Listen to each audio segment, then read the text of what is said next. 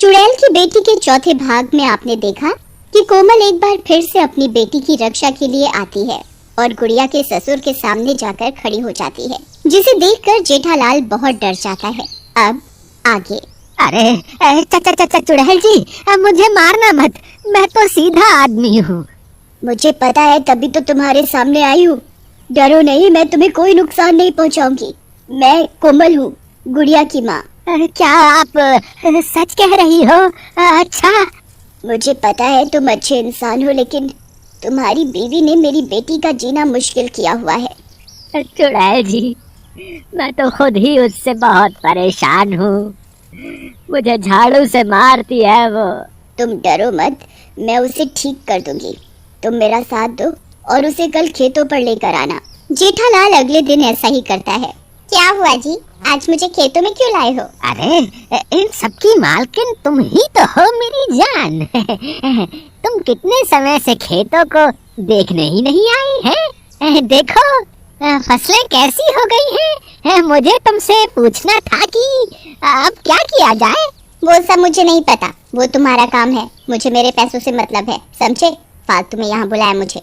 ऐसा बोलकर सविता जाने लगती है तो चुड़ैल उसे हवा में उठा लेती है। जेठालाल जानबूझकर पेड़ के पीछे जाकर छिप जाता है। अरे मर गई रे, मर गई। राहुल की पापा, बचाओ। अरे कौन है? मुझे कोई दिख तो रहा नहीं, कोई बचाओ, बचाओ। फिर चुड़ैल उसे जोर से जमीन पर पटक देती है। अरे मेरी कमर, तेरा नाश मिटे। हाय रे, कौन है? इतने में जेठालाल बाहर आता है। अरे भगवान, क्या हुआ? तुम गिर कैसे गई? पता नहीं जी, मुझे हवा में किसी ने उठा लिया था। तुम्हें कोई कैसे उठा सकता है भगवान? है चुप करो, मैं जा रही हूँ घर। सविता घर चली जाती है।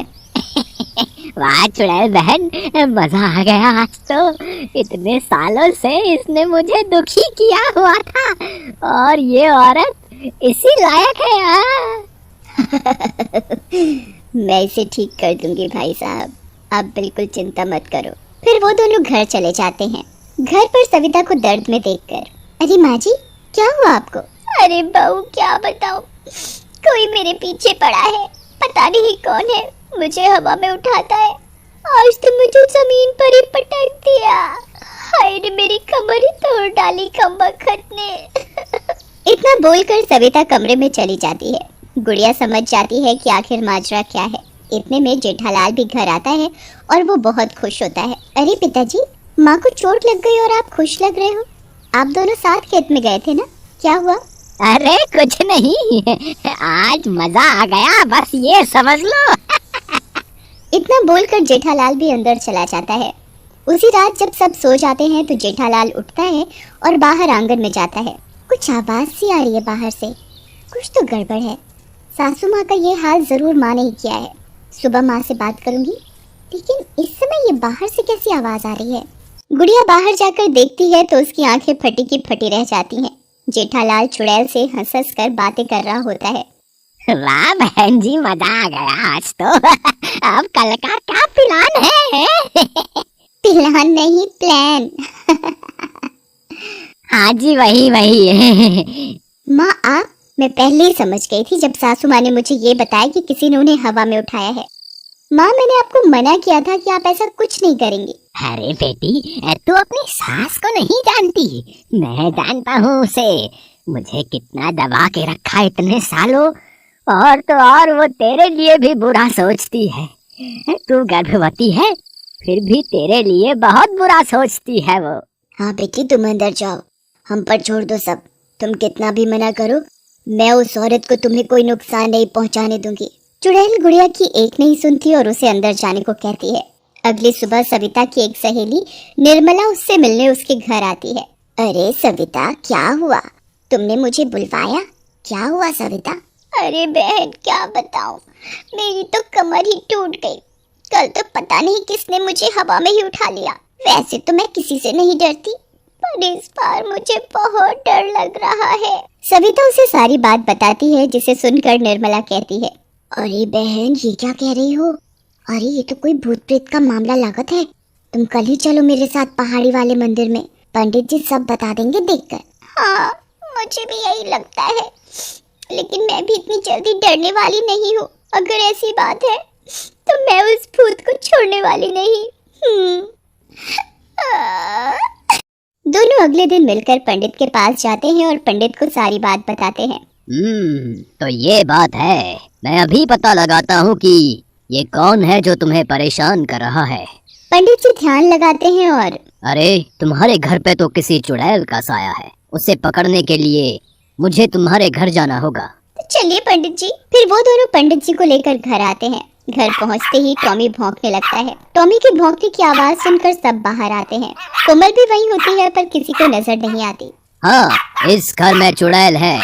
पंडित जी जमीन पर बैठ जाते हैं और मंत्रों का जाप करने लगते हैं। मंत्रों के जाप से कोमल तड़पने लगती है और सामने आ जाती है। दैया, ये तो चुड़ैल है जो मेरे पीछे पड़ी थी। पर तू है कौन?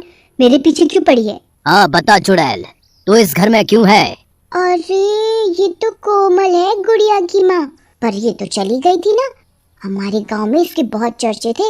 ये अपनी बेटी के लिए मर के भी वापस आ गई थी। तो वो चुड़ैल की बेटी तुम्हारी बहू गुड़िया है। हाँ, मैं ही हूँ वो, और यही है चुड़ैल की बेटी, मेरी गुड़िया बेटी।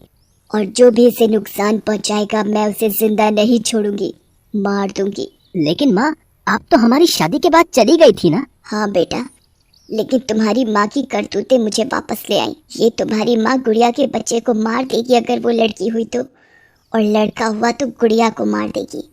ऐसी सोच है तुम्हारी माँ की।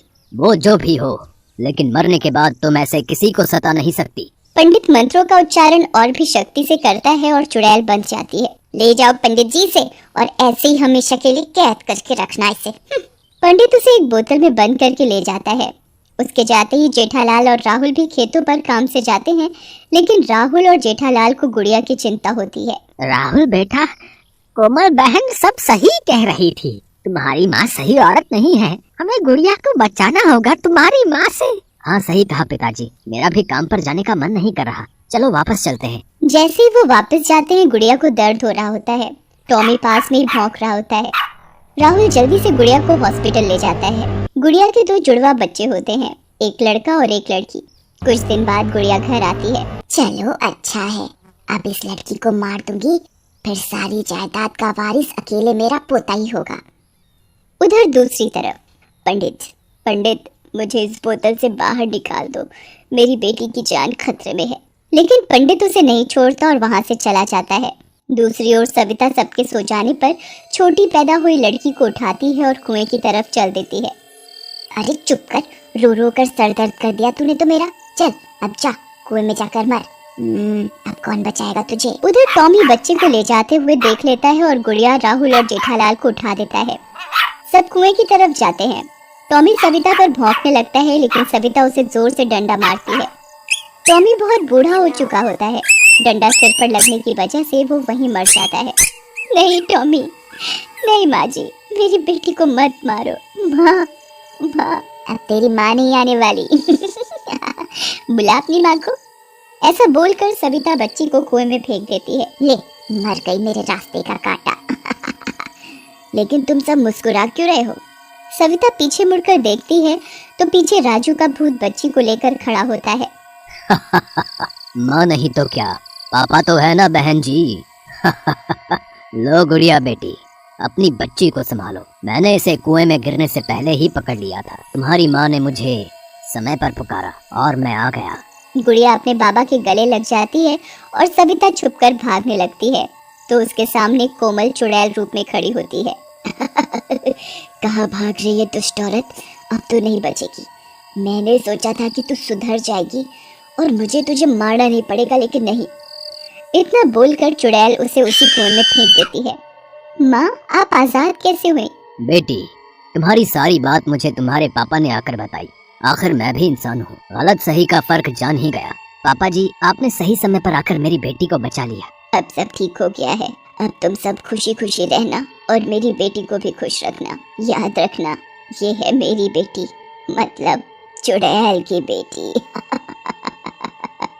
ऐसा बोलकर कोमल और राजू गायब हो जाते हैं।